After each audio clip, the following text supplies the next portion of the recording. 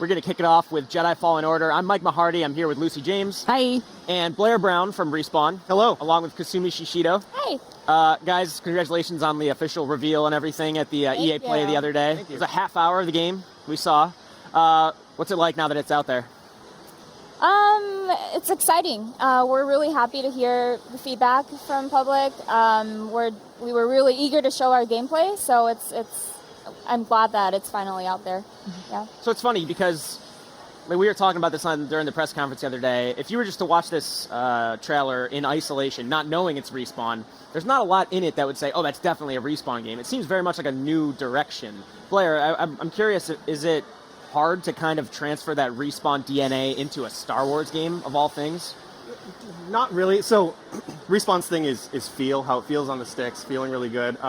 I think a Jedi game's perfect for that because you want to be acrobatic and feel the lightsaber hitting, stuff like that. So it fits really well with the Respawn brand, I think. And Vince and Stig built a whole new team from the ground up from this. Stig from the God of War 3 team, and there's a couple Titanfall leads on the project as well. But it's been built from the ground up to be just like a third-person action adventure kind of game. So it's all about on the sticks. It feels really good. Yeah. So Stig, when he was speaking with our very own Timur Hussein, he was saying that Fallen Order originally didn't begin as a Star Wars game. Can you talk any more about that and what that project was and how Star Wars became attached to it?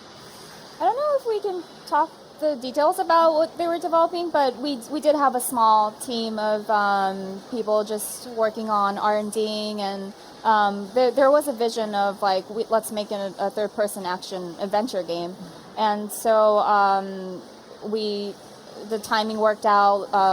We worked with Lucasfilm and decided that this is going to be the Star Wars game. So we had a little bit of ground up already in place, and once we knew that this is going to be a Star Wars game, we focused on recruitment and getting the right people from the right studios.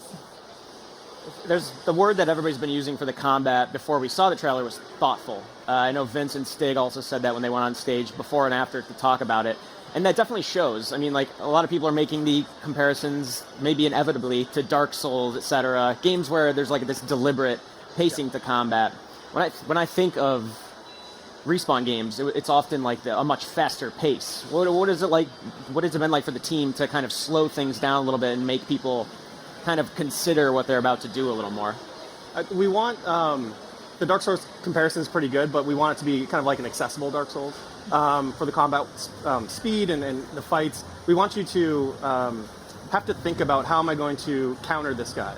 How am I going to counter this Purge Trooper? You saw in the trailer, using Force Push on them, they use their staff to stop the Force Push, so that's not going to work. So a lot of the enemies have counters, and you're trying to counter the counter and kind of slow the fight down. Use your force powers to control the fight, see what you want to do. Do I parry? Do I block? Do I dodge? So thoughtful is a really good word. But when you're in it, it doesn't feel slow. You're because you're thinking of what's that guy doing? What's that guy doing? Plus I'm fighting this guy right now. How do I organize these three people to win the fight, I guess? It looks a little more thoughtful just looking at it, but when you're playing it, you're your brain's going nonstop. One of the things that got me was how sort of clean the UI looks. How are you going to sort of encourage players to use sort of the full arsenal, the full Force Powers kit, as well as keeping that screen uncluttered? We have specific UI that we showed in the gameplay. Health is really important. That's going to be on the screen, but we also want to, condense all that information in a specific spot. So we did see the save point a little bit, and that's where you will be able to access the skill tree, which is also where you can look at the force powers and abilities. So all of that information is condensed in one UI. What you're seeing in the demo is a lot of different abilities. You'll have spent, the game is fairly long, you'll have spent a lot of time with each one, learning it and understanding it, whether it's force push or force pull. So we're trying to, Kevin, our lead UI artist, trying to keep it very clean, very light. There's no waypoints you see in the distance, oh, I need to get over there. You should be using your map a lot. We wanted to keep the game very immersive and you feel like the Jedi, because a Jedi doesn't have a force meter in front of them or whatever. So we're trying to hide a lot of stuff, but you should, after playing with these abilities for a while, just know kind of how to get my Force back and which one should I use and how much it costs and stuff. I imagine it's got to be intimidating to work with the Star Wars property. I don't know, it seems like an awesome chance, right, for Respawn to put its stamp on the Star Wars universe. If you had to describe what Respawn is trying to do with the Star Wars universe, maybe in broad terms, how would you describe that stamp you're trying to put on it? I think it's definitely the authenticity of Star Wars. We want to make the core Star Wars fan happy, as well as people who've only seen like Episode 4 to up to 6. There's definitely a lot of small details that the core fans can really get in and really enjoy. But also, if you're not too familiar with Star Wars, you can just pick up the lightsaber and just have fun. So we're definitely trying to grab the wide audience. We looked at with the ATST, we tried to mimic the stop motion animation as it walks. So really hardcore fans will see these kind of little tells. We took the AT-AT from Rebels and put it in the trailer you saw, and just trying to bring those things to HD and give people a really authentic Star Wars experience. And obviously other EA studios like DICE, they've been ingrained with Lucasfilm for a long time after working on Battlefront. Can you talk about your experience with Lucasfilm?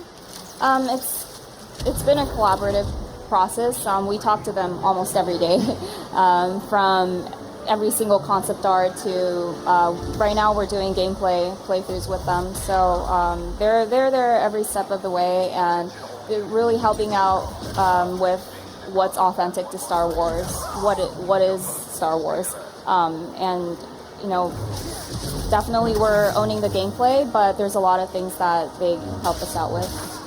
What about working specifically with Lucasfilm? And I know you can't talk about what other characters will be in the game, what other planets. I want to know, but I know you can't talk about it. But what is it like working with that team? Because to have these canon characters in it, to have this just actual new chapter in this universe. I think the timeline is really interesting. It takes place between Episode 3 and 4. And there's the animated series Clone Wars and Rebels, but I think that a lot of audience haven't seen that show, so there's a lot of space to explore and stories to tell between that timeline, and it's really amazing that some of these characters are coming to life, and they may exist in other stories from now on, and seeing Saw Gerrera in our game is just mind-blowing. Voiced by Forrest Whitaker. Yeah, voiced by Forrest Whitaker. Yeah, it's really incredible. Yeah, so getting Forrest Whitaker involved, are there any other famous actors from the movies that are going to be a part? I'll never tell. Gotta play the game. I don't know. Unfortunately, we are running out of time, but thank you both so much. Is there anything else you want to add before we wrap up? Just comes out November 15th. Yeah, I hope everybody loves it. Really excited to talk more and show more when we're ready. So that is the next chapter in not just the Star Wars universe, but also the Respawn portfolio, so to speak. Kasumi, Blair, thank you so much for coming on. I appreciate it.